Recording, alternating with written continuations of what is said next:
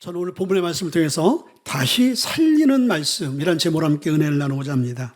오늘 함께 우리가 봉독한 본문의 배경을 보게 되어지면은 기원전 6세기 그때 세계 최강국인 바벨론이 이스라엘을 침공합니다. 그래서 이스라엘을 완전히 멸망시키죠. 그리고 그것도 모자라서 하나님의 거룩한 성전에 들어가서 성전을 다 무너뜨립니다. 그리고 그 성전 안에 사역하는 하나님의 사람 선지자들을 다 죽입니다. 그리고 이 바벨론의 느부갓네살 왕이 이스라엘 왕을 두 눈을 뽑아요. 그리고 쇠사슬로 꽁꽁 묶은 다음에 짐승을 끌고 가듯이 이 이스라엘 백성들이 보는 앞에서 이 왕을 바벨론으로 노예로 끌고 갑니다. 그리고 이스라엘 백성들은 바벨론에서 70년이라는 세월을 아주 혹독한 노예 생활을 합니다. 이 70년 기간 동안 그들의 삶은 소망은 꿈도 꿀 수 없는 거예요. 내일의 미래도 없습니다. 그리고 다시 고국으로 돌아가서 고국이 회복되리라고는 엄두도 못 내는 그런 절망적인 상황 가운데 하나님께서 에스겔이라는 선지자를 세웁니다. 에스겔 선지자가 22년 동안 이제 바벨론에서 사역을 하면서 이스라엘 백성들에게 꿈과 소망과 하나님의 말씀을 선포를 합니다. 어느 날 하나님께서 에스겔을 환상 가운데 큰 골짜기로 이끌어갑니다. 그 골짜기를 봤더니 에스겔이 깜짝 놀란 거예요. 산더미같이 쌓여 있는 것이 있는데 자세히 보니까 뼈와 해골이었어요. 그리고 더 자세히 보니까 이것이 너무 오래된 것이라 이 뼈들이 바짝 말라 있는 거예요. 그래서 11절과 또 11절의 말씀 보니까 이스라엘 백성들의 모습이라고 말씀해 주셨어요. 11절의 말씀이니까 또 내게 이르시되 인자야 이 뼈들은 이스라엘 족속이라 그들이 이르기를 우리의 뼈들이 말랐고 우리의 소망이 없어졌으니 우린 다 멸절되었느니라. 그 바짝 말라있는 해골 그 무덤이 누구라고 말씀해 주고 있습니까? 이스라엘 바로 너희다라고 말씀했어요. 너의 민족의 모습이 이렇고 이스라엘 백성들의 현 모습이 그렇다라는 거예요. 소망이 없어졌고 그리고 멸절된 상태다. 멸망한 상태다. 그렇게 말씀해 주고 있는 거예요. 근데 하나님께서 에스겔에게 이 환상을 보여주면서 이 말씀을 하시는 것은요, 절망과 그 멸절 가운데 있는 이스라엘 백성들에게 한편으로는 뭐가 되어지는 거예요? 소망의 메시지가 되어지는 거예요. 그들의 모습을 보여주면서 그 모습으로 끝나는 것이 아니라 그 마른 뼈들이 변하여서 하나님의 군대가 되어지는 그 결론을 하나님께서 보여주시는 거죠. 여러분들, 우리의 땅을 사랑하면서 특별히 이 나라 이 민족도 정말 어려운 그런 역사적인 사건들이 참 많았잖아요. 정말 이스라엘 백성들 같이 바벨론의 포로 생활과 같이 억압되어지고 전쟁과 굶주림과 그리고 여러 가지 정치적인 어려운 상황 가운데 이 민족이 있었습니다. 이 나라가 소망이 없을 것 같이 보였어요. 그런데 하나님께서는 이 민족을 회복시켜 주셨어요. 다시 일어나게 하시고 다시 하나님의 그 사명을 감당할 수 있는 복음의 모판지로 하나님께서 우리 민족을 세워주셨다는 거예요. 자, 우리의 삶도 혹 행여나 여러분의 삶을 뒤돌아보면 과거나 지금이나 그래 내가 더 이상 소망을 가질 수 없고 꿈을 가질 수 없고 이제는 멸절된 상태고 이제는 인생 끝이다. 이젠 내 삶이 이거보다 더 나빠지지 않기를 바랄 뿐이지 더 이상 소망을 꿈꿀 수 없어 라고 하는 성도가 있다면 오늘 하나님께서 이 말씀을 통해서 오늘 저와 여러분에게 그게 아니다. 오늘 하나님의 말씀, 하나님은 우리의 삶을 소생시키는 분이다. 아멘. 말씀과 성령으로 회생시키는 분이 하나님이라는 것을 오늘 우리에게 말씀해 주고 있습니다. 자, 오늘 본문의 말씀을 통해서 하나님께서 주신 말씀이 무엇인가? 첫 번째는 하나님의 말씀은 죽은 것을 살리신다. 아멘. 하나님은 죽은 자를 살린다는 거예요. 죽은 사람뿐만 아니라 죽은 환경과 죽은 모든 상황들을 다시 살리시는 분이 누구다? 하나님이시라는 거예요. 3절의 말씀 보겠습니다. 그가 내게 이르시되 인자야 이 뼈들이 능히 살 수 있겠느냐 하시기로 내가 대답하되 주 여호와여 주께서 아시나이다. 하나님께서 그 모습을 보여주고 뼈 무덤을 보여주고 바짝 말라있는 소망 없는 죽음의 무덤을 보여주면서 오늘 이 질문을 3절을 하는 거예요. 이 뼈들이 살겠느냐? 자, 하나님께서 에스겔에게 이 질문을 던지는 건 좀 말도 안 되는 소리인 거예요. 불가능한 이야기를 하고 있는 거예요. 하나님께서 왜 이스라엘 백성들에게 말이 안 되어지고 불가능한 이야기를 지금 질문을 던지는가? 첫째는요, 거기에는 인간편에서는 불가능한 일이에요. 이것을 알고 이것을 깨닫고 인정하기 위해서인 거예요.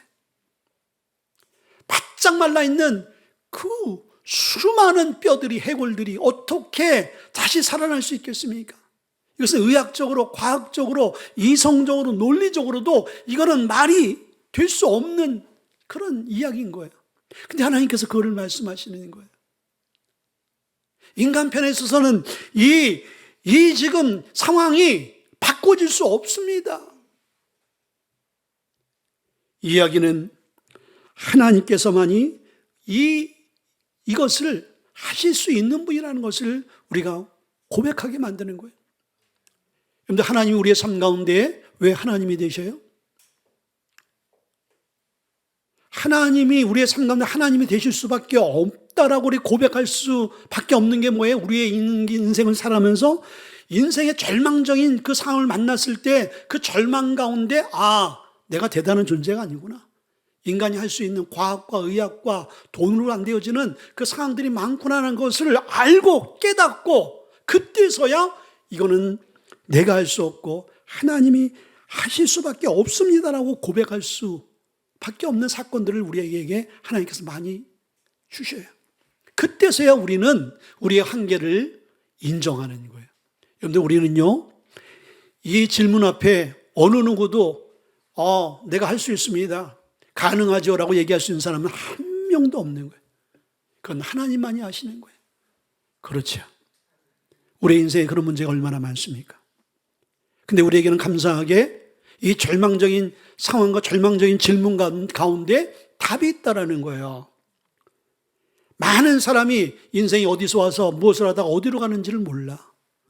그래서 그것을 깨닫기 위해서 많은 철학자들이 고민하고 학문적으로 거기에 집중하고, 그리고 많은 스님들이 산골짜기에 들어가서 내가 누군가, 그리고 내가 이 땅에 무엇을 해야 되는가, 그리고 난 죽어서 무엇이 되는가 라는 그러한 질문을 던집니다.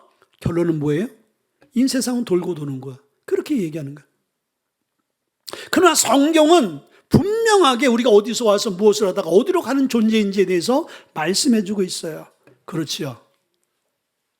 답이 있다라는 거, 답. 인생에 풀 수 없는 답은 없는 거예요. 다 답이 있어요. 예수를 알지 못하면요, 인생의 답을 모르기 때문에 절망하고 생명을 끊어버리는 거예요. 그러나 예수님 안에 있는 자는 답을 찾을 수 없는 그 상황 가운데 하나님께서 질문을 던지는 거예요. 그 얘기는 뭐예요? 내가 답을 갖고 있다라고 말씀하시는 거예요. 그렇죠. 너에게는 답이 없어. 너는 이 질문에 대해서 얘기할 수 있는 게 뭐가 있어? 있냐? 없습니다. 하나님 이것을 고백하게 만드는 거예요. 우리의 삶 가운데 고난이라는 것은 이것을 경험하게 만들기 위해서 하나님께서 우리에게 고난을 주시는 거예요. 육체적, 정신적, 물질적 고난이 오는 이유가 뭡니까? 이것을 깨닫게 하기 위해서. 그전에는 내가 건강하면 다인 줄 알았어. 돈이 있으면 다 될 줄 알았어. 내가 많이 배우면 이 배운 거로 내가 성공할 줄 알았단 말이죠. 인간의 교만함인 거예요. 분명히 우리의 존재는 마른 뼈와 같이 바짝 말라 있는 것 같이 소망 없는 그런 골짜기를 걸을 때가 있다라는 거예요. 두 번째는요, 이것은 나의 영역이 아니라 하나님의 영역인 것을 하나님께서 알게 하기 위한 거예요. 절망적인 것이죠. 인간에게는 절망적인 거예요. 손도 쓸 수도 없고 어떤 대답도 할 수 없는 상황인 거예요. 그러나 하나님은 거기에 대한 답을 갖고 계시고 그것을 해결할 수 있는 방법과 능력이 있는 분이라는 것이죠. 아멘. 그러니까 여러분들, 기독교의 역사는 생명의 역사인 거예요. 창조의 역사인 거예요. 아멘. 재생산의 역사인 거예요. 우리가 예수 믿기 전과 예수 믿은 후의 삶이 뭐예요? 새로운 변화인 거예요. 그래서 복음이, 성경이 우리에게 주는 강력한 말씀 중에 하나가 뭐냐면 어느 누구도 예수 안에서 변화되지 않는 사람과 환경이 없다라는 거예요. 많은 사람은 자기 환경과 자기 자신이 바꿔지길 원해요. 그래서 결단해보고, 그래서 뭔가를 배워보기도 하고, 어떤 방법을 찾지만은 작심삼일이라고 그게 오래가지 못할 때가 너무나 많습니다. 하나님은 우리의 인생에 답을 갖고 계시는 거예요.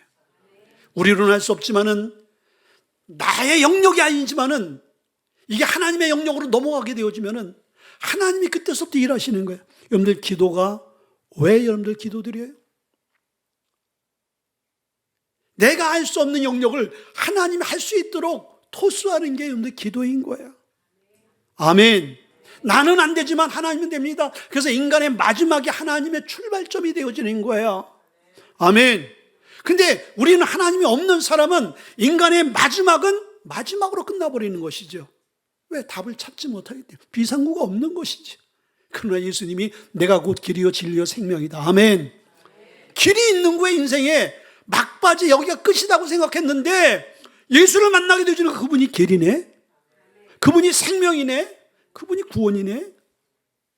하나님께서는 에스겔 골짜기를 통해서 그것을 보여주는 거예요. 그래서 기독교는요, 생명의 종교고 변화의 종교고 말씀의 종교고요, 그리고 구원의 종교인 거예요. 예수를 믿게 되어지면 우리가 영원히 구원받는 건 기본이고, 영육간의 우리 전인적인 모든 상황과 환경, 그래서 영혼이 잘된 것 같이 범사가 잘 되어지고 강건해지길 원한다, 세 가지의 구원을 말씀해 주고 있는 거예요. 육체적인 구원, 환경적인 구원, 그리고 삶의 구원을 말씀해 주고 있죠. 그렇죠. 그리고 세 번째는요, 오늘 이 생명의 말씀을 들어야 산다라는 것을 말씀해 주는 거예요. 자, 마른 뼈가들이 산더미 같이 있는데 그것이 그냥 쌓여 있으면 그냥 뼈 무덤밖에 안 되어지는 거예요. 여러분들, 우리의 문제도요, 그냥 문제가 문제로 남아있으면은 그게 고통이고 절망이 되어지는데, 그 문제가 바꿔져서 변화가 되어지면은 그걸 통해서 우리에게 소망이 생기는 거잖아요. 근데 그 소망이 생기게끔 만드는 출발점이 뭐냐면 하나님의 말씀이 선포되어지는 거예요. 오늘 그 뼈들에게 하나님의 말씀이 임재하면서 그 말씀을 에스겔에게 뭐라고 말씀? 뼈들을 향해서 대언하라고 말씀해요. 대언. 1절에 오늘 4절 보니까 또 내게 이르시되 너는 모든 백성에게 모든 뼈에게 대언하여 이르기를 너희 마른 뼈들아 여호와의 말씀을 들을지어다. 아멘. 하나님의 말씀을 대언하는 거예요. 자, 여러분들, 말씀을 우리가 듣게 되어져야 되는 거예요. 말씀이 대언되어질 때 그 마른 뼈들이 말씀을 어떻게 돼요? 말씀에 반응을 한다는 거예요. 하나님의 말씀이 에스겔에게 임하고 에스겔에게 임한 그 말씀을 고스란히 대언. 여러분들, 대언이라는 게 뭐예요? 하나님 대신 전하는 거예요. 그럼 대언이라는 건 대언할 때 상황과 환경과 시대적인 모든 상황에 맞춰서 여러분들 대언하는 것이 그 대언이 아닌 거예요. 대언이라는 것은 상황, 환경, 관계 어쨌든 상대가 이야기하는 말 그대로를 전하는 것이 대언인 거예요. 그래서 하나님의 말씀은 시대에 맞게끔 재해석이 되어지는 것이 아니라 그대로 전해져야 되는 거예요. 2000년 전의 말씀이나 그리고 몇백 년 전의 말씀이나 지금의 말씀이 앞으로 1000년 후의 말씀은 똑같은 거예요. 그게 하나님의 말씀인 거예요. 그런데 하나님의 말씀이 말씀되게 선포되어지면은 반응이 일어난다는 거예요. 그것을 말씀해 주고 있어요. 여러분들, 하나님의 말씀이 선포되어지면 하나님이 만드신 모든 피조물들은 반응하게 되어 있어요. 오늘 뼈들이 반응하잖아요. 죽은 해골들이 반응한단 말이에요. 자, 그런데 왜 우리는 반응하지 못할 거예요? 여러분들, 모든 짐승과 모든 자연과 모든 환경들은 하나님을 찬양하고 하나님께 반응해요. 근데 유독 인간만이 하나님을 찬양하지 못하고 하나님을 믿지 않고 하나님을 인정하지 못하는 이유는 타락된 우리의 죄성 때문인 거예요. 그 죄가 하나님이 인정하지 못하게 만들고 하나님 말씀 앞에 반응하지 못하도록 만드는 거예요. 그래서 여러분들, 우리가 살 수 있는 방법, 우리가 회생될 수 있는 방법, 우리가 새로워질 수 있는 방법은 첫째, 하나님의 말씀이 내 안에 들려와야 되는 거예요. 아멘. 복음이 선포되어지고 복음이 들려오고 복음이 내 삶 가운데 역사하게 되어질 때, 그때서부터 어떤 역사들이 일어나냐? 변화의 역사들이 우리의 삶 가운데 하나둘씩 일어나는 거예요. 아멘. 우리 잘 아는 아모스 8장 11절 말씀 보니까 이 시대를 뭐라고 얘기해요? 우리가 양식이 없어 주림이 아니고 물이 없어 가람이 아니고 여호와의 말씀을 듣지 못한 기갈이다라고 말씀해 주고 있어요. 하나님의 말씀이 없는 심령들, 자, 여러분들 아주 한 달을 굶주린 사람에게, 한 달을 굶었어요. 그 사람에게 벤츠가 의미가 있을까요? 벤츠를 태워주고 좋은 집을 살게 하고 좋은 옷을 입혀주고 의미가 있을까요? 굶주린 사람에게 뭐가 필요한 거예요? 하나님의 말씀이 필요한 거예요. 여러분들, 우리의 삶 가운데 지금 필요한 것이 뭐라고 생각하세요? 여러분의 삶 가운데 지금 필요한 것이 지금 당장 우리가 손에 잡아야 될 물질들, 내가 지금 있어야 될 것들, 여러분들 이게 급하다고 생각하지요. 그러나 그것은요, 영원히 풀리게 되고 영원히 주님을 만나고 영원히 주님과의 관계가 해결되어지면 범사가 잘 되어지고 강건해지는 그게 순리대로 쭉 풀리는 거예요. 근데 우리는 그 영적인 것에는 관심이 없고 오로지 육적인 상황적인 환경적인 거기에 우리는 굶주려서 그것만 구하고 정말 중요한 우리의 인생을 근본적으로 바꿔놓을 수 있는 그 말씀에 대해서는 갈증이 없다라는 거예요. 그래서 아무리 우리가 풍요롭고 우리 삶 가운데 채워지는 게, 육체적으로 채워지는 게 있더라도 우리의 가람은 해결될 수 없는 이유가 여기 있는 거예요. 그래서 부자들에게 당신 정말 행복합니까? 하고 질문을 던져보세요. 근데 우리가 부자 아는 사람이 있어야지 질문을 던지지. 아는 사람이 있어요.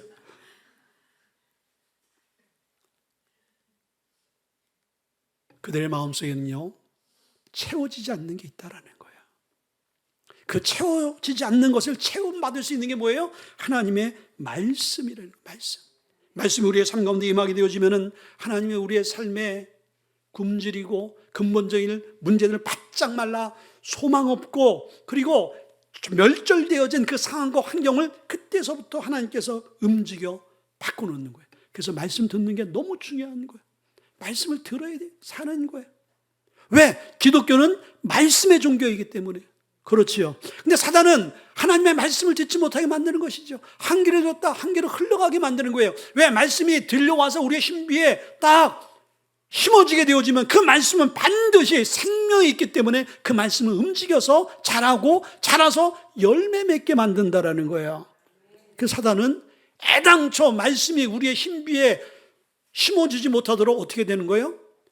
무반응을 보이는 거예요. 말씀을 여러분들 들어야 되는 거예요. 말씀이 여러분 삶 가운데 감동으로 오고 깨달음으로 올 수 있기를 주님으로 축원을 드립니다. 아멘. 자, 두 번째는요, 하나님의 말씀으로 성령이 임하시는 거예요. 오늘 5절에 보니까 주 여호와께서 이 뼈들에게 이같이 말씀하시기를 내가 생기를 너희에게 들어가게 하니 너희가 살아나리라. 아멘.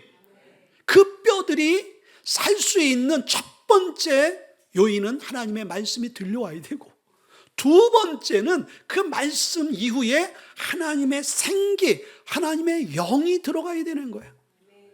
그렇죠. 오늘 말씀이 그렇게 말씀해 주세요. 그럼 왜 우리의 삶 가운데 생기, 하나님의 성령이 필요한가? 첫째는요, 우리는 영적인 죽음에서 살리시기 때문인 거예요. 이 성령은. 오늘 생기란 말이 오늘 나와 있습니다. 이 생기란 것은 히브리어로 르하흐, 이거는 영, 바람이라는 거예요. 하나님의 영은 바람같이 우리의 삶 가운데 임재하신다라는 거예요. 바람과 같이. 근데 오늘 생기란 말이 5절, 6절, 8절, 9절 그리고 영이란 말로 10절 10번 정도가 나오는 거예요. 계속 하나님의 생기, 하나님의 영, 이것은 무엇을 얘기하냐? 하나님의 성령을 얘기하는 거예요. 하나님의 성령, 하나님의 영을 말하는 게.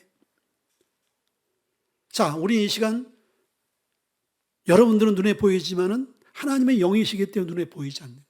그렇지만 하나님의 영은 바람과 같이 하나님이 이곳에 충만하게 임재하고 계신 거예요. 근데 문제는 뭐냐면 이 하나님의 영이 우리의 심령 가운데 임해야 되는 거예요. 오늘 본문의 말씀 보니까 이 뼈들이 하나님의 말씀이 선포되어지니까 반응을 보여서 어떻게 해요? 뼈와 뼈끼리, 그리고 근육들이, 힘줄이, 그리고 그 위에 근육이 붙고 그 위에 피부에 살이, 가죽이 붙어버렸어요. 모양새는 사람이 되어졌어요. 이것만 해도 놀랍잖아요. 근데 하나님의 말씀에 반응하면요, 변화가 일어나는 거예요. 남들 봤을 때 야, 대단하다 라는 그러한 모습으로 보여질 수 있어요. 그러나 그것으로 끝나는 게 아닌 거예요. 사람의 모습으로 다 서 있는데 그 안에 뭐가 없다고 그랬어요? 생명이 없다고 그랬어요. 자, 이 이야기는 뭐냐면요, 이게 우리의 모습일 수 있는 거예요. 자, 우리는 그리스도인인 거예요. 목사요, 전도사요, 강도사요, 장로요, 권사요, 집사일 수 있어요? 보여지는 그런 직분의 모습으로 나는 그리스도인이야. 근데 그 속에 정말 중요한 하나님의 영, 하나님이 우리 안에 영으로 계시지 않으면요, 그 사람은 껍데기만 그리스도인인 거예요. 껍데기만. 그래서 여러분들 요번 우리 그 주위에 매스컴에 항상 이슈가 되어지는 사람들을 보게 되어지면 그런 사람들인 거예요. 명함은 그리스도인인데, 그런데 그 속에는 하나님의 생명이 없는 거예요. 하나님의 생명이 없는 거예요. 죽은 자라는 거예요. 그래서 이 죽은 심령이 산 심령으로 바꿔놓을 수 있는 것은 하나님의 영이 임해야 되는 거예요. 하나님의 영. 하나님의 영은 우리의 죽은 심령과 영을, 육체를 살리는 하나님의 능력이 되어진다는 거예요. 그렇죠. 하나님 영이 임할 때 새로워지는 거예요. 그 죽은 해골들이 하나님의 사람으로 되어지는 거예요. 그래서 우리가 잘 아는 사무엘상 10장 6절의 말씀 보니까 여호와의 영이 크게 임하리니 변하여 새 사람이 되리라. 하나님의 영이 임할 때 우리가 변화되어지는 거예요.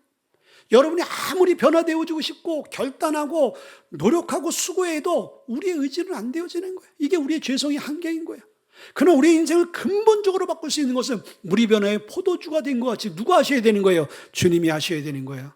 그 주님이 우리 안에 말씀으로 임재하시고 성령으로 임재하시게 되어지면 어느 누구도 바꾸어지지 않을 사람이 없다라는 거예요. 사도 바울이 하나님을 핍박하는 사람이었고 안티그리스도인이었어요. 근데 하나님의 영이 임하게 되어지니까 한순간에 고꾸라져서 어떻게 되어져요? 하나님을 위해서 생명바쳐 일하는 하나님의 사람이 되었어요. 누가 그렇게 만드는 거예요? 우리의 수고와 결단, 노력으로 되는 것이 아니라 하나님의 영으로 가능한 거예요. 우리가 정말 하나님의 사람이 되고 싶으면요, 말씀을 잘 들으셔야 되고요, 말씀이 우리의 삶 가운데 역사할 수 있도록 우리가 반응을 보여야 되고, 그 말씀 앞에 성령이 함께 역사하심을 우리가 경험해야 되는 거예요. 그럼 성령이 우리의 삶 가운데 임재하는 것은 어려운 게 아닌 거예요. 뭐 어떤 의식과 대단한 기도와 영성이 필요한 것이 아니라 그분 앞에 사모하고 갈급한 심령으로 우리의 자신을 오픈하고 그 하나님을 우리가 인정하고 환영하고 모시게 되어지면은 그분은 우리의 삶 가운데 인격으로 오는 거예요. 그렇죠? 왜? 하나님 그렇게 우리에게 말씀하셨고 약속하셨기 때문에. 여러분들, 우리가 대통령이나 권력 있는 사람이나 재벌들을, 여러분들 그들과 우리가 친분을 가질 수 없잖아요. 그렇죠? 그게 서민들의 한계인 거예요. 그러나 하나님은 그렇지 않은 거예요. 하나님은 어느 누구도 예수를 믿고 그분을 의지하는 모든 심령 가운데 와서 친구가 되어주시고 구원자가 되어주시고 그리고 목자가 되어주신다고 약속해주고 있어요. 그렇죠? 그래서 여러분들, 하나님을 사모하는 심령을 가질 수 있길 주의 이름으로 축원을 드립니다. 아멘. 그래서 오늘 7절과 8절의 말씀이니까 마른 뼈들이 사람의 그 외형과 모형, 그 모습으로 바꿔질 수 있는 그 과정은 죽은 상태를 이제 바꿔놓는 그 놀라운 역사가 하나님의 성령의 역사예요. 7절과 8절은 그들이 완전히 죽은 그러한 상태였습니다. 다 인간의 모습을 갖고 죽어 있지만 그 안에 생명이 없었던 거예요. 여러분들, 우리가 이런 죽은 신앙, 죽은 성도가 되지 않길 주님으로 축원을 드립니다. 아멘. 요한계시록 3장 1절의 말씀 보니까 오늘 소아시아 7교회가 나와요. 거기에 4대 교회에 대해서 오늘 성령이 말씀하고 있습니다. 뭐라고 말씀하고 있어요? 내가 내 행위를 안다. 네가 살았다는 이름을 가졌지만 너는 죽은 자라. 살았다는 이름을 가졌다는 게 뭐예요? 성도란 이름을 가진 거야. 그리고 직분, 권사라는, 그러면 장로라는, 그럼 목사라는 직분을 가졌어. 이름을 가졌지만은 너는 죽은 자다. 왜 죽은 자예요? 그 안에 하나님의 영이 없기 때문에. 하나님의 성령이, 하나님의 임재가 없으면. 그래서 예수님이 너희가 내 안에, 내가 너희 안에 거하라 그랬어요. 그럼 무엇이든지 구하라, 그러면 이루어지리라. 우리의 삶 가운데 주님이 나와 함께하는 삶은 반드시 열매를 맺게 되어져 있어요. 내 안에 임재하신 하나님께서 우리의 삶 가운데 역사를 일으키게 되어 있다는 거예요. 어떤 새 일을 행하신다는 거예요. 그렇죠. 그래서 우리의 삶을 점검해 봐야 되는 거예요. 내 안에 하나님의 임재가 있는가? 그 임재를 날마다 사모하고 그 임재 가운데 들어가기 위해서 필요한 게 뭐예요? 그게 예배인 거예요. 여러분들, 우리가 자동차를 타고 다니다 보면은 주유소를 가야 돼요? 가지 말아야 돼요? 왜 주유소를 갑니까? 휘발유가 없으면은, 경유가 없으면은 달릴 수가 없잖아요. 움직일 수가 없잖아요. 우리 하나님의 영이 우리의 삶 가운데 임재하지 않고 하나님의 영이 우리의 삶 가운데 함께하지 않으면요, 우리는요 영적으로는 꼼짝달싹할 수 없는 거예요. 그래서 우리의 문제가 풀리지 않고요, 우리가 여전히 기쁨이 없는 것이고요, 우리의 관계가 고통스러운 거예요. 근데 우리는 그 문제를 어디에서 찾아요? 문제에서 찾는단 말이죠. 사람이 관계가 안 주면 사람 관계 안에서 찾고, 물질이 뭐 어려움이 있으면 그 물질 안에서 어떻게든지 뭐 다른 거에서 회복을 하려고 하고, 기쁨이 없으면은, 마음에 기쁨이 없으면요, 뭐 정신과 의사를 찾아가든 심리 상담을 하든 어떻게든지 그 문제를 해결하려고 해요. 그러나 성경은 한마디로 뭐라고 말씀해 주세요? 그 문제는 그 문제가 아니라 하나님과 너와의 관계의 문제다. 아멘. 그래서 영혼이 잘 되면, 그 말씀은 뭐예요? 하나님 관계가 잘 되어지면은 내가 범사가 잘 되어지고 강건해진다, 회복되어진다라는 거예요. 그래서 하나님 앞에 나와서 하나님을 우리가 구주로 영접하고 믿음의 생활을 제대로 하게 되어지면요, 우리의 삶이 자동적으로 풀리는 거예요. 마른 무덤과 같은 그 삶을요, 하나님의 생기 있는 군대로 바꿔놓는 거예요. 얼마나 놀라운 역사입니까? 이 이야기가 여러분들 어떤 뭐 소설 같은 이야기가 여러분 들어보면서 아유 말씀은 좋다 그래. 아니 그래, 그렇듯하지. 성경에 이렇게 다 나와 있지만 안 나와 있는 게 어디 있어? 뭐 죽은 자도 살렸다면서 뭐 물 위를 걷고 뭐 다 했잖아 예수님께서. 누가 몰라? 알지? 알면 뭐예요 여러분들? 알면 뭐 할 거예요 여러분들?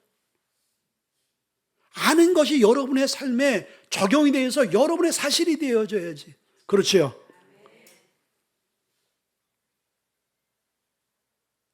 그러기 위해서는 오늘 우리의 생각과 우리의 마음과 우리의 예배가 바꿔져야 되는 거예요. 아멘. 자, 그러면 오늘 성령이 임하는, 그러면 성령이 어떻게, 어느 때 임재하는 거예요? 자, 오늘 말씀을 믿고 선포하고 순종할 때 성령이 임재하시는 거예요. 자, 오늘 9절과 10절의 말씀 보겠습니다. 9절 보니까 또 내게 이르시되 인자야 너는 생기를 향하여 대언하라. 하나님께서 에스겔에게 말씀해 주고 있어요. 그 말도 안 되는, 에스겔이 하나님 말씀대로, 아니 마른 뼈들 막 뼈다구 들고 해골들이 있는데 내가 생기가 들어, 하나님 생명이 들어가라 이렇게 얘기한들 되겠어? 우린 지금 이렇게 생각한단 말이죠. 그런데 에스겔은 어떻게 됐어요? 그런 생각하더라도 믿음으로 선포한 거예요. 그러면서 생기에게 대언하여 이르기를, 순종했어요. 대언했어요. 주 여호와께서 이같이 말씀하시기를 생기야 사방에서부터 와서 이 죽음을 당한 자에게 불어서 살아나게 하라 하셨다 하더라. 아멘. 어쨌든 자기의 생각은 불가능하고 말도 안 되는 미친 짓이라는 하나님의 말씀이기에 나는 대언합니다 하고 순종하고 대언했어. 여기서 이건 내 말이 아니다 하면서 누구 말이다? 여호와의 말씀이다 하면서 그 말씀을 대언한 거예요. 말씀의 능력이 이렇게 나타나야 되는 거예요. 하나님의 말씀은 여러분의 이야기가 아니잖아요. 여러분이 주장하는 논리가 아니잖아요. 그건 하나님의 당신이 우리에게 약속하신 그분의 말씀인 거예요. 그러니까 우리는 그분의 말씀을 붙들고 그분의 말씀을 대언하는 거예요. 있는 그대로. 그러면 그 말씀 가운데 누가 책임져 주는 거예요? 그 말씀을 하신 그분이 책임지는 거예요. 아멘. 그게 대언인 거예요. 그게 약속인 거예요. 자, 그러면서 10절에 뭐라고 말씀했어요? 이에 내가 그 명령대로 대언하더니, 여러분들 우리의 삶 가운데 하나님의 성령의 역사가 없는 이유가 바로 여기 있는 거예요. 하나님의 말씀이 들려오게 되어질 때 우리가 그 말씀대로 순종의 삶을 살아가지 않는다라는 거예요. 그러니까 하나님의 영이 우리의 삶 가운데 임재하려다가 멈춰버리는 거죠. 스톱하는 거예요. 여러분들 요한계시록 보면은 주님께서 우리의 심령의 문을 두드린다 그랬어요. 그래서 우리가 그 문을 열면, 우리의 심령의 문을 열면 그는 우리 안에 들어와서 우리와 함께 먹고 마시고 교제한다 그랬어요. 이 이야기는 뭐냐면 우리가 열어야 되는 거예요. 그분은 우리의 심령, 우리의 인생의 문을, 여러분의 가정과 여러분의 사업의 문을 부수고 들어가는 분이 아닌 거예요. 도둑이 아닌 거예요. 부수지 않습니다. 그분은 얼마나 인격적인지. 그분이 우리가 그분을 인정하고 그분의 그 능력을 사모할 때 그분은 가치를 아는 자에게, 진리를 아는 자에게, 사모하는 자에게 들어가서 도와주신다는 거예요. 그렇죠. 여러분들 가난한 거지가 구걸하는데 아주 세상에 이렇게 버릇없고 교만하고 당당하게 여러분들 구걸한다면 누가 구걸을 해주겠어요? 안 해주겠어요? 해줘요 여러분들? 말도 너무나 듣기에 거북한 말투로 그냥 쏴대면서 그런 분이 있더라고요. 어느 분이 전철에서 전도하는데 막 혼을 내더라고. 혹시 여러분들 전철에서 그런 분 보셨어요? 나이 드신 분인데 막 혼을 내더라고. 근데 그때 마침 제 앞에 스님이 계셨어. 그 스님이 얼마나 혼쭐이 나는지. 근데 제가 무안하더라고요. 목사인 제가. 그런 복음을 받아들여도 드리겠어요, 안 드리겠어요? 주위 사람들이 다 욕을 하는 거예요. 여러분들 하나님과의 관계가, 나와의 관계가 그런 관계가 돼서는 안 되는 거예요. 그렇죠. 인격적인. 그 인격적인 관계가 뭐예요? 순종이라는 거예요. 순종. 그 말씀을 내가 인정합니다. 그 말씀이 맞습니다라고 하는 것이 그냥 말로만 아멘이 아니라 그 말씀대로 어떻게든지 살아내려고 우리의 삶을 움직이는 것이 순종인 거예요. 그때 하나님께서 우리의 순종을 보시고 우리의 삶 가운데 하나님의 생명과 회복을 허락하시는 거예요. 순종이 하나님의 역사다. 순종하는 성도들은요, 안 되는 사람 없어요. 여러분들 은혜 가운데 있지 못하는 사람이 없어요. 근데 불순종하고 순종하지 못하는 성도의 삶을 보세요. 기쁨과 감사와 은혜와 열매가 있을 수 없습니다. 마지막으로는요, 하나님의 말씀은 군대로 만드시는 거예요. 자, 10절에 보니까 이에 내가 그 명령대로 대언하였더니 생기가 그들에게 들어가매 그들이 곧 살아나서 일어나서는데 큰 군대가 되더라.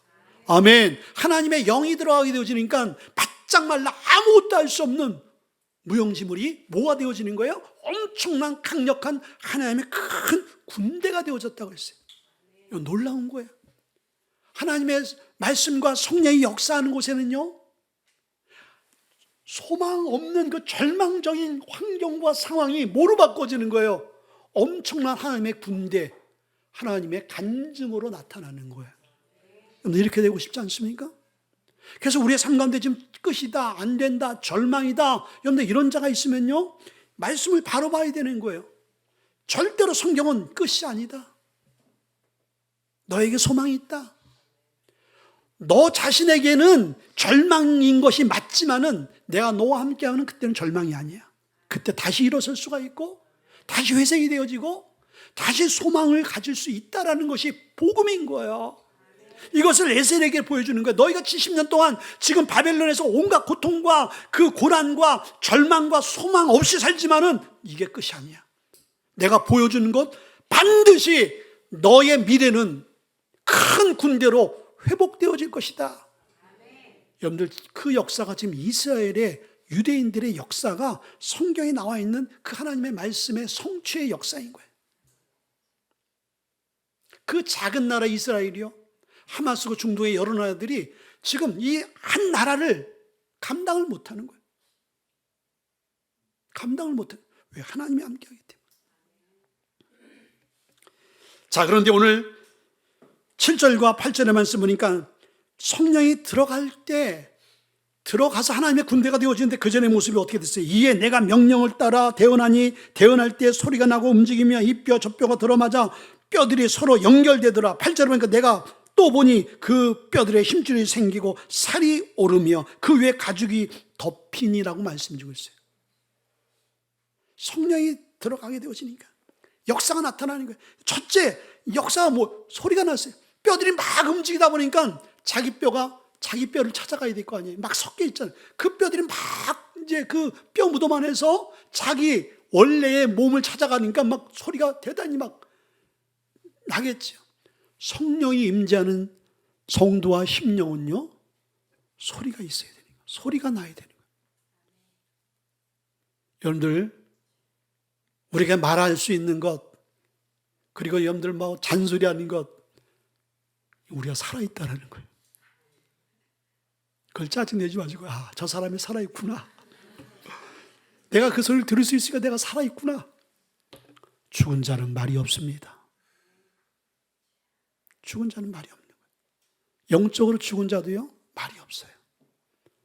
영으로 살아있는 사람은 복음을 증거하고 하나님을 찬양하고 하나님을 예배하고 그리고 감사하고 사랑하고 용서하고.